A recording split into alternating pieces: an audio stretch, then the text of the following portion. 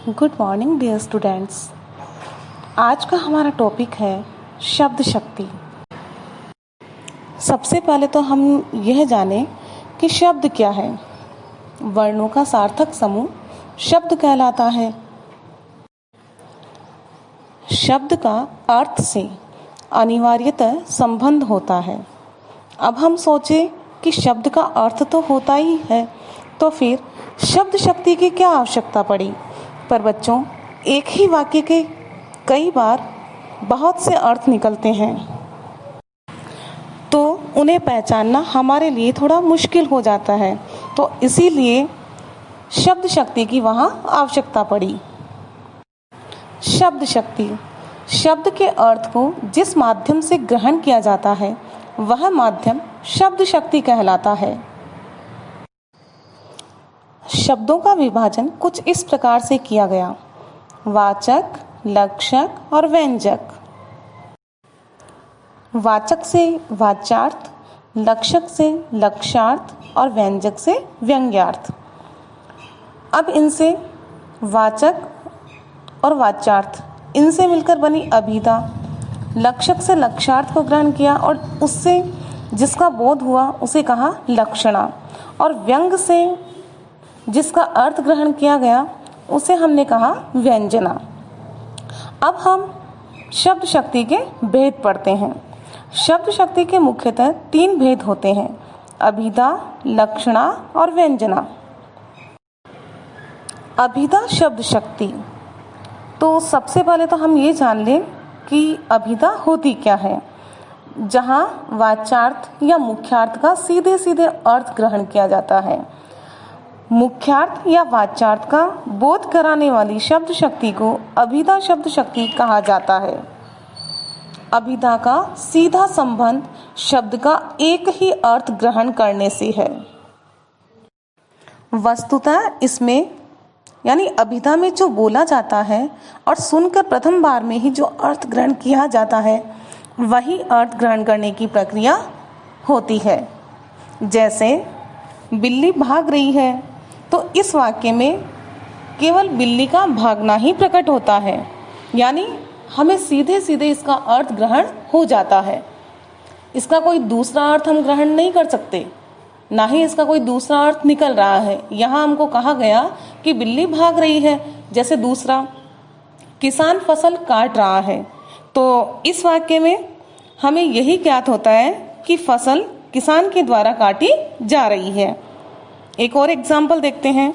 जयपुर राजस्थान की राजधानी है, तो यहाँ पर भी इसका सीधा सीधा अर्थ ग्रहण किया जा रहा है कि जयपुर राजस्थान की राजधानी है। और ये तो आपको पता है कि जयपुर राजस्थान की राजधानी है, तो इसका कोई दूसरा अर्थ आपके दिमाग में नहीं आता। अर्थात वक्ता के द्वारा जो कही गई उक्ति है उसका सीधा सीधा जब अर्थ ग्रहण किया जाता है तो वहाँ अभिधा शब्द शक्ति होती है। नेक्स्ट, लक्षणा शब्द शक्ति। जब शब्द के मुख्यार्थ का अतिक्रमण कर किसी दूसरे अर्थ को ग्रहण किया जाता है तब उसे लक्षार्थ कहते हैं। देखो, सबसे पहले लक्षार्थ और उसके बाद उसका जो बोध कराएगी उसे हम लक्षणा कहेंगे। जैसे लक्षार्थ का बोध कराने वाली शब्द शक्ति लक्षणा शब्द शक्ति कहलाती है। लक्षणा के भी मुख्यतः 2 भेद होते हैं: रूढ़ा लक्षणा, प्रयोजनवती लक्षणा। अब सबसे पहले हम रूढ़ा लक्षणा पढ़ते हैं। जब किसी परंपरा को आधार बनाकर लक्षणा शब्द शक्ति का प्रयोग किया जाता है तो वह रूढ़ा लक्षणा होती है। अब जैसे हम एग्जाम्पल देखते हैं कि जैसे भारत जाग उठा, तो देखो इस वाक्य में वक्ता का तात्पर्य भारत देश से नहीं है, वहाँ पर भारतवासियों से है, अर्थात भारत के लोग जाग उठे। इसका अन्य उदाहरण और देखते हैं हम। कश्मीर रक्त में डूबा हुआ है, तो यहाँ देखो कश्मीर से नहीं, कश्मीर के निवासियों से है, यानी कश्मीर के लोग रक्त में डूबे हुए हैं। नेक्स्ट, कि बड़े हरिश्चंद्र बनते हो, तो यहाँ हरिश्चंद्र से तात्पर्य ये रूढ़ी है यानी परंपरा से चला आ रहा है कि हरिश्चंद्र कौन थे, जो सत्यवादी थे, तो यहाँ पर सत्य बोलने से है। तो आपको ये समझ में आ गया होगा कि जो परंपरा से चली आ रही है वहाँ पर रूढ़ि लक्षणा होती है। नेक्स्ट, प्रयोजनवती लक्षणा, जहाँ विशेष प्रयोजन से, प्रयोजन का मतलब उद्देश्य से, प्रेरित होकर शब्द का प्रयोग लक्ष्यार्थ में किया जाता है, तो वहाँ प्रयोजनवती लक्षणा मानी जाती है। अब तुमको ये बताया कि अगर वक्ता कुछ बोलता है और वो किसी उद्देश्य से, यानी यहाँ आया कि प्रयोजन के माध्यम से, तो प्रयोजन से प्रेरित होकर जब किसी वो शब्द का प्रयोग लक्ष्यार्थ में करता है तो वहाँ प्रयोजनवती लक्षणा होती है। जैसे तुम तो निरे गधे हो, तो इस वाक्य में गधा शब्द का मूर्ख के अर्थ में प्रयोग विशेष प्रयोजन से हुआ है। अक्सर देखा होगा कि जो मूर्ख होता है तो हम उसको बोलते हैं तुम तो गधे हो। तो यहाँ देखो, इसने भी यही कहा कि तुम तो निरे गधे हो, अर्थात उसने सीधा सीधा न कहकर और उसको गधा कर दिया, यानी उसको मूर्ख का उसका लक्षण बता दिया। अब दूसरा एग्जाम्पल हम देखते हैं, उसका मन पत्थर का बना है।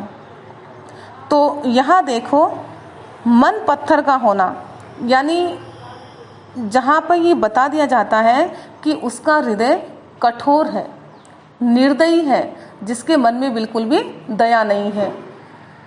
तो यहाँ उसने बताया कि उसका मन पत्थर का बना है, जिसके हृदय में बिल्कुल भी दया नहीं है, बिल्कुल कठोर है, पत्थर के समान है।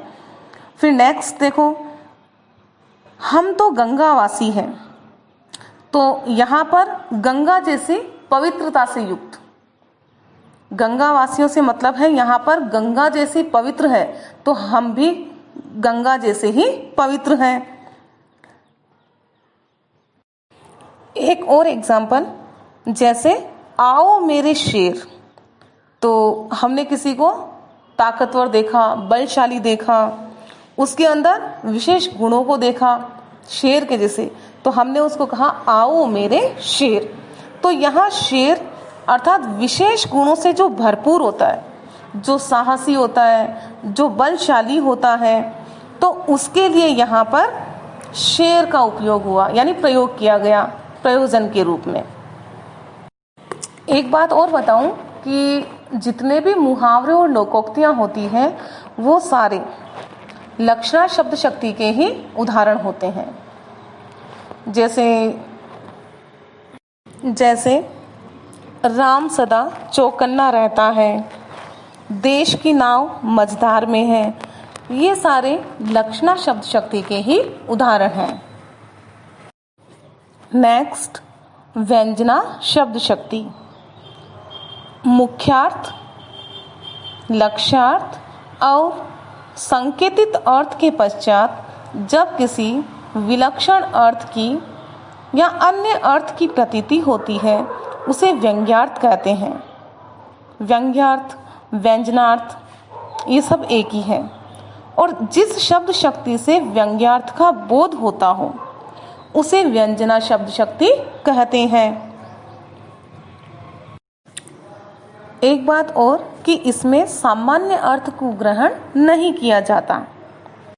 अब जैसे आपको स्कूल गए और कहा गया क्यों, क्या समय हुआ है, तो वक्ता का तात्पर्य न तो घड़ी का समय पूछना है और न समय का आभास देना है, अपितु उसका तात्पर्य क्या है कि यह कोई समय है तुम्हारे आने का। यह अर्थ न मुख्यार्थ ग्रहण करने से प्राप्त होगा और न ही लक्ष्यार्थ से, ये सिर्फ आपको व्यंग्यार्थ से ही प्रकट होता है। इसमें एक ही वाक्य के भिन्न भिन्न अर्थ निकलते हैं। जैसे मैंने सुना तो मैं उस वाक्य का कुछ और अर्थ निकालूंगी, आप सुनोगे तो आप उसका कोई और अर्थ लेंगे। तो इस प्रकार मेरे दिमाग में कोई दूसरी बात चल रही है उसी वाक्य के लिए, और उसी वाक्य के लिए आपके दिमाग में कुछ और चल रहा है, यानी आप कुछ अलग सोच रहे हो, मैं कुछ अलग सोच रही हूँ, तीसरा कोई अलग सोच रहा है। तो एक ही वाक्य के जब भिन्न भिन्न अर्थ निकलते हैं। अब देखते हैं व्यंजना शब्द शक्ति के भेद। व्यंजना शब्द शक्ति के दो भेद होते हैं, शाब्दी व्यंजना और आर्थी व्यंजना। सबसे पहले हम देखते हैं शाब्दी व्यंजना, जहां व्यंग्यार्थ किसी विशेष शब्द के प्रयोग पर आश्रित रहता है, यानी शब्द पर आश्रित रहता है, वहां शाब्दी व्यंजना होती है। दूसरा आर्थी व्यंजना, जहां व्यंग्यार्थ अर्थ पर ही आश्रित रहता है, वहां आर्थी व्यंजना होती है। जैसे कुम्हार बोला बेटी बादल हो रहे हैं, तो इस वाक्य में देखो भिन्न भिन्न व्यंग्यार्थ निकल रहे हैं। जैसे बर्तन अंदर ले लो, या मिट्टी गीली हो जाएगी, या हो सकता है कि हमें कहीं बाहर नहीं जाना चाहिए। तो इस प्रकार कुम्हार ने जैसे ही अपनी बेटी से कहा कि बेटी बादल हो रहे हैं, तो बेटी ने कुछ और सोचा, दूसरे सुनने वाले ने कुछ और सोचा। यानी जो व्यक्ति वक्ता के द्वारा तो बोला गया, लेकिन जितने भी सुनने वाले हैं उन सबके मन में अलग अलग विचार आते हैं उसी सेंटेंस के बारे में। तो इस प्रकार वहां पर व्यंग्य के द्वारा जो अर्थ ग्रहण किया जाता है उसे व्यंजना शब्द शक्ति कहते हैं। अब देखो एक अन्य एग्जाम्पल, कि जैसे आप लेट तक उठे नहीं और सोते रहे, तो माँ आई और माँ ने आपको कहा कि सूरज सर पर आ गया, सूरज सिर पर आ गया। तो यहाँ पर माँ के कहने का तात्पर्य है कि इतना दिन चढ़ गया, उठ जाओ। अब हो सकता है कि दूसरे ने सुना तो वो सोचेगा कि इसके स्कूल जाने का टाइम हो गया, इसके नाश्ता करने का समय हो गया, इसको कहीं बाहर जाने का समय हो गया। तो इस प्रकार सबके मन में अलग अलग विचार आते हैं। तो यह भी व्यंजना शब्द शक्ति का ही उदाहरण है। Thank you.